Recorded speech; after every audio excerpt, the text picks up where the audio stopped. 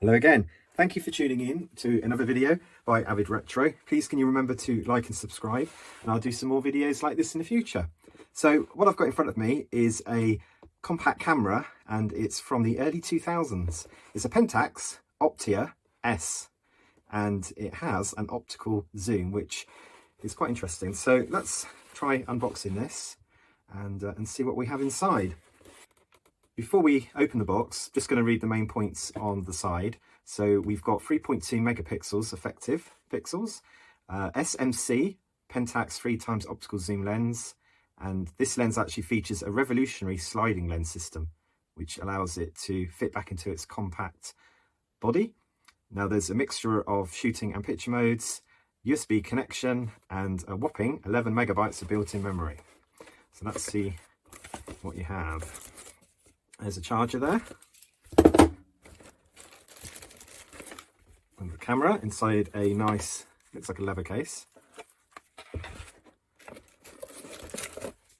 There's a CD, although that's a Jessup CD, so I don't think that necessarily came with the camera. We've got some leads here. So there's two leads, one's a USB and one is for sound and video playback. Put that into your TV. Now some other things that aren't open. Oh, some Samsung earphones there, but that's obviously been bundled in, nothing to do with the camera, but anyway, that's quite interesting. So there's a couple of things there that don't really belong with it. There is a Pentax battery, so I think that's a spare one, and there's a smaller wrist strap. This is already a bit like a necklace kind of strap on there.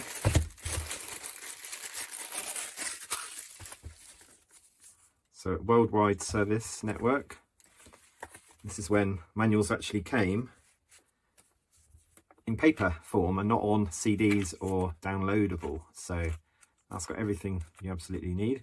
That's quite a nice way of appreciating the camera when you first get it and understanding it, because you can just sit at your leisure in a comfortable position, just reading the manual, working your way through things. So that's nice to see.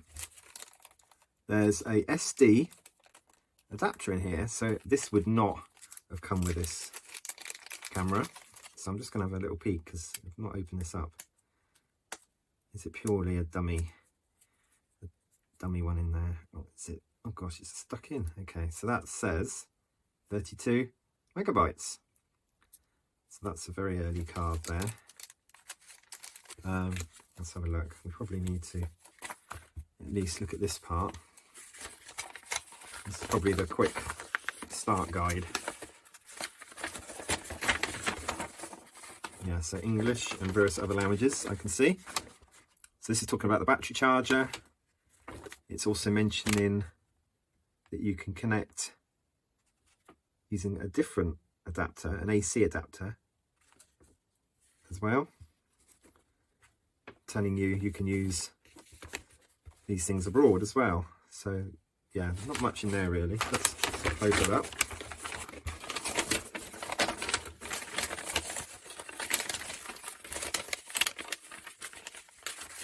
Like so. Okay. Let's have a look at the camera. What makes this camera interesting is the size of it. And you've got to think back to when this camera was released. So 2003 was the year, and it did fetch a tidy sum. I think, from what I've seen, they were on the market in the UK for £349. That's a whopping amount of money. In today's money, that's got to be starting to get close to £1,000, I guess, with all this inflation that we've been getting. So a lot of money. So looking at it without powering it on, let's just observe the quality build aspects of it. And also it's got some kind of circular etching going all the way around and spreading out from where the lens comes out. That really is quite nice. It's got quite a decent sized flash there, and the more observant of you will probably notice that it's got a proper viewfinder here, but I would doubt that is particularly useful given the size of it. It looks pretty small. There's some sensors and things on the front, possibly a red eye reduction. lamp in there. And it looks like there's a microphone down there.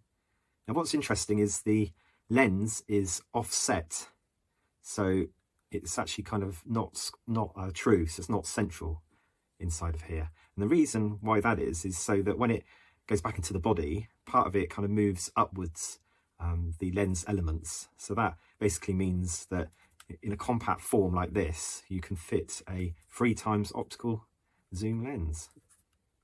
Now, I never had a camera that looked like this back in the day. Around 2004, I had a 4 megapixel camera, and that was about double the size at least. Maybe it was 3x the size of this. Nothing like this. Really is a nice looking camera. So it's got the mount on the bottom there, nothing on that side. This side it's got DC in and PCAV. It's got a nice kind of place to rest your thumb, and these buttons are quite a decent size, but what I can see straight away is this kind of jog control is really meant for, I guess, people with very, very small thumbs, possibly of the fairer sex, I would say. I think I'm going to have trouble trying to use that. But anyway, let's see if it powers on. Oh, it's gone straight into date adjust. So that's what I'm going to try to do. So the date today is the 14th. Okay, so we need to... Ooh, didn't want to do that. I've set it to something.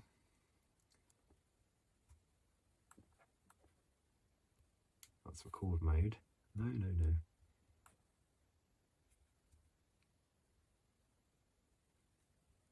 So I'm finding it easy to kind of come out of there. I just want to come down. Let's see if I can select the other modes. Okay.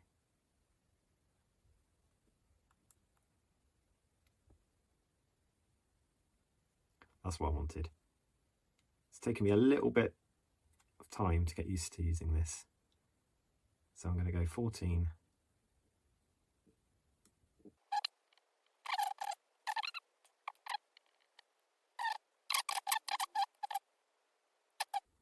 Okay, that's good. So, quite a bright screen, but I would imagine it's quite tricky to really use that to do proper composition when you're out and about, because it's just a little bit too small, I'd say.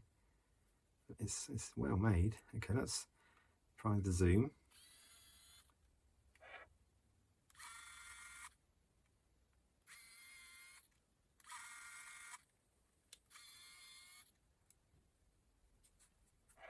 This is a nice feature here, seen I think on Ricoh cameras.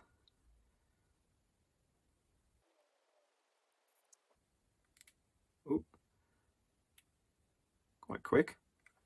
Now, I've read that the compression on this can be a little bit harsh, so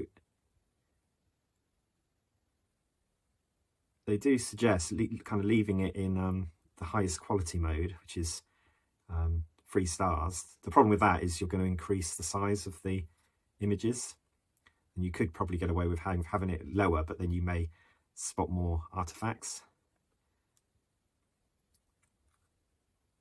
So that's the ISO setting, and I think these numbers, from what I've read about, 50 is closer to 100 on a Canon camera, so although it only kind of goes up to 200, you can kind of get the gist of it. It's not going to deal with low light as well as anything modern, but this sort of camera would be ideal really in a shirt top pocket, outside, snapping in bright daylight. That's essentially kind of what it's designed for. But I'm just gonna, can you see what I keep doing there? I keep pressing OK. So it's really not suited to my huge kind of thumb. I've got rid of my nails, so that's making it harder. So digital zoom is on. I'm going to turn that off because I never like that. There's an image kind of review of 1 second there. Fast forward movie off. Interesting. 3D mode, parallel mode, cross mode. So this will let you create 3D images, but you have to take obviously a couple of shots. Memory, It's probably to do with formatting and stuff. Flash on, white balance off, digital zoom on, focus mode, file. Okay, so these seem to be default kind of settings. Let's just go back out of there.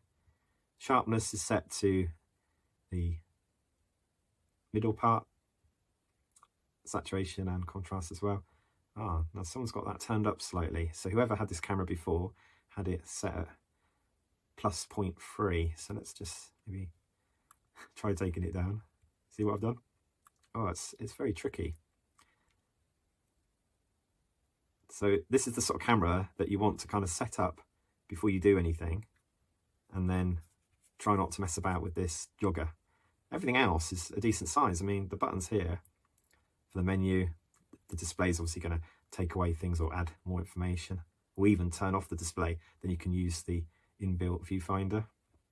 So that's a good way of preserving your battery and getting more shots out of your camera.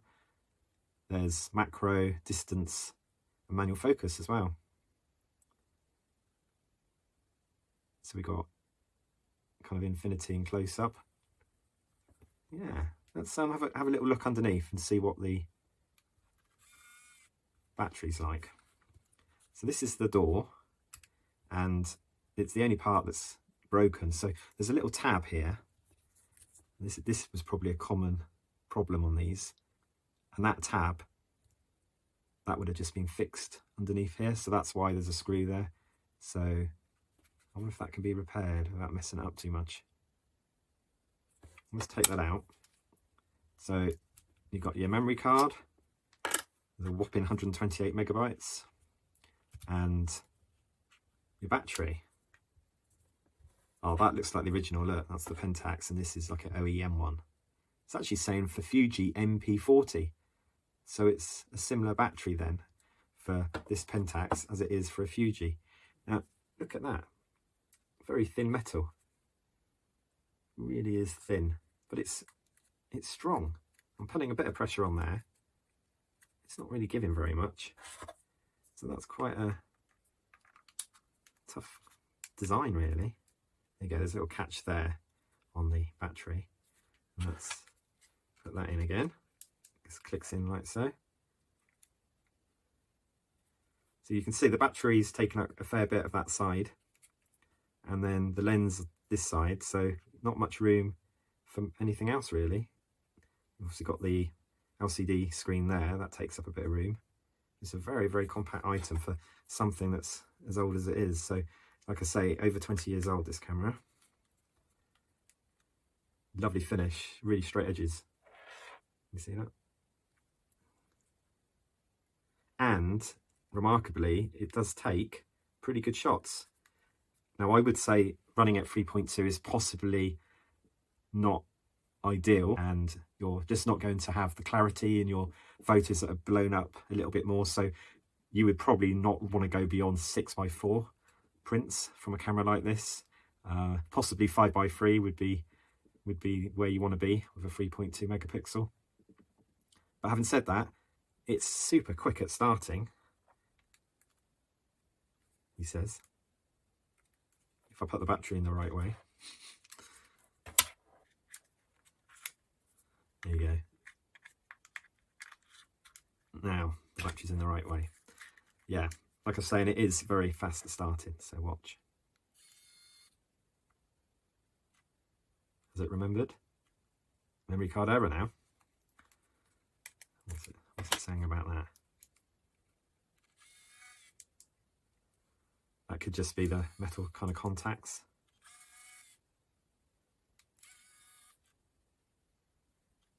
There you go, it's read that. Yeah, so sometimes you find with your memory cards, they oxidize slightly on the contacts. So you may need to use something very delicate just to scratch away to remove any small amount of residue, just to give it kind of maximum contact, essentially.